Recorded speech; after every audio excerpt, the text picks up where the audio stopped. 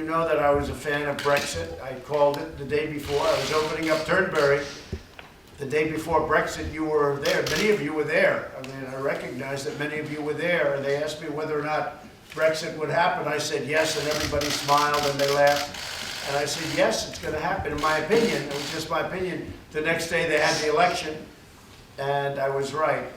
But I stay out of it. I heard that President Macron said NATO is brain dead. I think that's very insulting to a lot of different forces, including a man that does a very good job in running NATO. No, it has a great purpose, especially with the fact that NATO is becoming much more flexible in terms of what it looks at. But I was very surprised. You just can't go around making statements like that about NATO. It's very disrespectful. How is your relationship with President Macron going into these meetings? I think it's fine. I've always had a good relationship with Emmanuel. Sometimes he'll say things that he shouldn't say, and I disagree with some of his policies with respect to France, but he's got to do what he's got to do. But sometimes I think he does things that are counterproductive for his own country. I think it's very unpatriotic of the Democrats to put on a performance where they do that. I do. I think it's a bad thing for our country. Impeachment wasn't supposed to be used that way.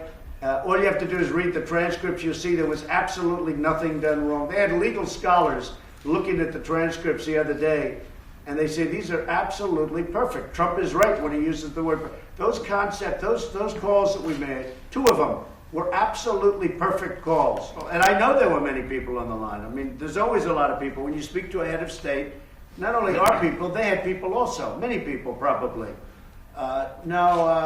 I wouldn't be happy with that at all. No, that's to me, it's unacceptable. I did nothing wrong. You don't censure somebody when they did nothing wrong. They're in search of a crime. That's what they are. They're what you call an investigation in search of a crime. There was no, not only wasn't there a crime, it's not even a word that should be used. I had a very, very good conversation with the head of Ukraine. And by the way, yesterday he came out again and reaffirmed again that we had a very, very respectful, good conversation, that President Trump did nothing wrong. He doesn't even really understand what's going on over here. They look at us like, is this country crazy? The Democrats have gone nuts. They're crazy. The China trade deal is dependent on one thing. Do I want to make it? Because we're doing very well with China right now. And we can do even better with a flick of a pen.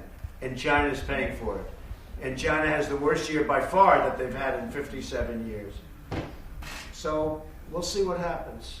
But we're doing very well right now. And I gave the farmers, as you know, $28 billion and had a lot left over because the farmers were targeted by China.